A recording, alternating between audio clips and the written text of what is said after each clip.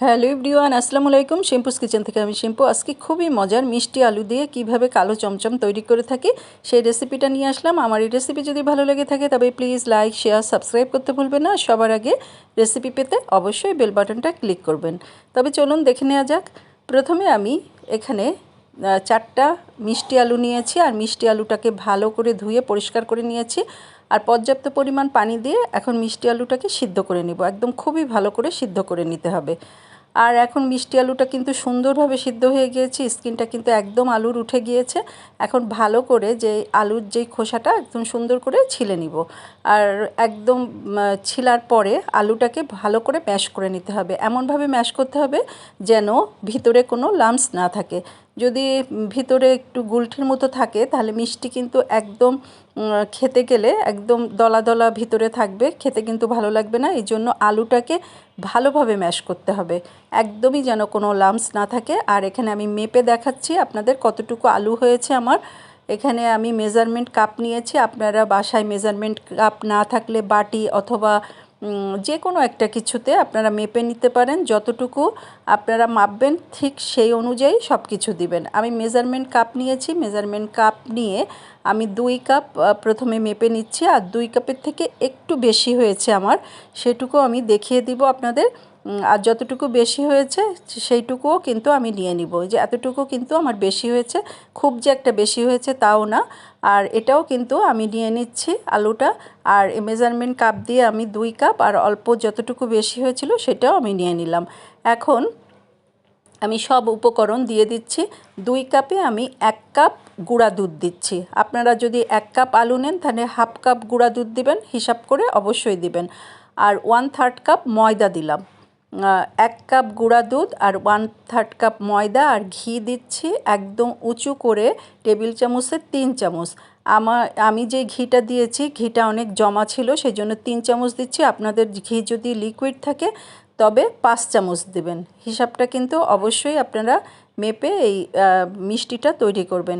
আর এটা যেহেতু আমি ছিল জমা ছিল সেজন্য 3 চামচ দিয়েছি। আর লিকুইড থাকলে আপনারা কিন্তু 5 চামচ দিবেন। আর এখন বেকিং পাউডার দিয়ে দিলাম একদম চায়ের চামচের 1 চামচের মতো বেকিং পাউডার দিয়েছি।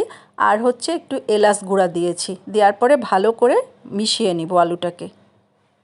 সব উপকরণগুলো ভালো করে এখন মিশিয়ে নিয়েছি। মিশানো হলে আমি হাতে একটু ঘি লাগিয়ে নিয়েছি। আর এখন মিষ্টির শেপগুলো দিয়ে দিব। আমি একটু লম্বা টাইপের করছি, যেহেতু কালো চমচম করব এই জন্য একটু লম্বা করছি। ইচ্ছা করলে আপনারা গোলও করতে পারেন। শেপটা অবশ্যই আপনারা আপনাদের পছন্দ মতো দিতে পারেন। আমি মাঝারি সাইজের করে করছি, যেহেতু মিষ্টিগুলো কিন্তু ফুলে ডবল হয়ে যাবে। অতিরিক্ত বড় করছি না। আমি যতটুকু করছি এটা কিন্তু ফুলে একদম বাজারে যেরকম মিষ্টি পাওয়া যায় দোকানে, মিষ্টির দোকানে ঠিক ওই সাইজটাই হবে। আপনারা কিন্তু আপনাদের পছন্দ মতো বড় ছোট এটা করে নিতে পারেন। আর মিষ্টির শেপগুলো এরকম একটু লম্বা টাইপের করে দিচ্ছি। আর কোনো ক্র্যাক যেন না থাকে এটাও খেয়াল করবেন। সব মিষ্টিগুলো শেপ দেওয়া হয়ে গিয়েছে। এখন আমি একটা প্যানে পর্যাপ্ত পরিমাণ তেল দিয়ে দিচ্ছি ভাজার জন্য। আর যখন এই তেলটা একদম উষ্ণ গরম হবে তখন কিন্তু আমি মিষ্টিগুলো ভাজবো। অতিরিক্ত কিন্তু গরম করে তেলটা দিবেন না। আমি অল্প একটু প্রথমে একটু দিয়ে মিষ্টি দিয়ে দেখলাম এটা সুন্দর করে গরম হয়েছে কিনা। এখন ভালো করে গরম হয়েছে দেখে আমি এখন মিষ্টিগুলো সব দিয়ে দিচ্ছি। যতটুকু এই প্যানে হবে অতটুকু দিচ্ছি। আমি কিন্তু 2 ব্যাচ করে ভেজে নিয়েছি। আর হচ্ছে পাশ থেকে কিন্তু বাবল উঠেছে, খেয়াল করেছেন? খুব হালকা কিন্তু গরম হয়েছিল তেলটা। অতিরিক্ত কিন্তু গরম করে মিষ্টি দেবেন না। আর মিষ্টিগুলো কিন্তু আমি এইভাবে একদম কড়াইটা ধরে হালকা করে একটু নাড়িয়ে দিয়েছি। এইভাবে কিন্তু হালকা করে নাড়িয়ে দেবেন, দেখবেন ফুলে নিজের থেকেই উল্টে পাল্টে যাবে। খুব বেশি নাড়ানাড়ি করবেন না প্রথমেই, তাহলে কিন্তু ভেঙে যাবে। একটু কালার আসলে তারপরে আস্তে করে একটু উল্টে দিবেন। আর এরকম হালকা একটু কালার আসলেই, বাদামি হলেই আমি কিন্তু উঠিয়ে ফেলছি। সব মিষ্টিগুলো এরকম বাদামি হলে উঠিয়ে একপাশে এখন সরিয়ে রেখে আমি শিরাটা প্রথমে তৈরি করে নিব। আর এই মিষ্টিগুলো খেতে কিন্তু অসম্ভব মজা হয়। আমার মনে হয় যে এখনও বাসায় করেননি এগুলো নিশ্চয়ই একবার হলেও করে খেয়ে দেখবেন। তো এখন আমি চিনিটা মেপে নিচ্ছি। আমি মেজারমেন্ট কাপ নিয়েছি। মেজারমেন্ট কাপের আমি একদম উঁচু করে 2 কাপ চিনি নিচ্ছি। শিরাটা আমি যেইভাবে দেখাচ্ছি সেইভাবেই করবেন। আমার এখানে প্রায় 27টা মিষ্টি হয়েছিল। আর হচ্ছে এখন উঁচু উঁচু করে 2 চামচ আমি চিনি নিয়ে নিলাম, আর পানি নিব 2.5 কাপ, 2 কাপ আর হাফ কাপ পানি দিব 2 কাপ চিনিতে। আর অবশ্যই কিন্তু চিনিটা উঁচু করে নেবেন। আর এখন পানিটাও দিয়ে আর আমি এলাচ 2-3টা একটু থেতো করে দিয়ে দিব।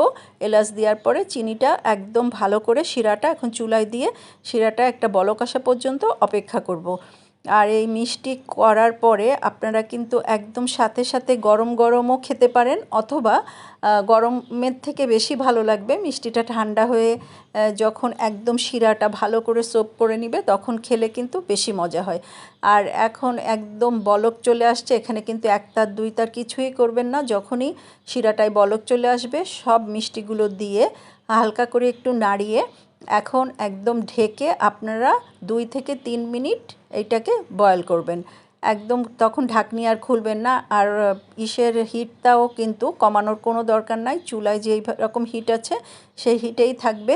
এখন আমি এটা ঢেকে একদম 3 মিনিট আমি সুন্দর করে জাল দিয়ে নিয়েছি। 3 মিনিট পরে কিন্তু আমি খুলে দেখি মিষ্টিগুলো কিন্তু একদম ফুলে ডবল হয়ে গিয়েছে। এখন আমি চুলাটা বন্ধ করে হাঁড়িটা নামিয়ে 3 ঘন্টার জন্য এটাকে একপাশে সরিয়ে রাখবো।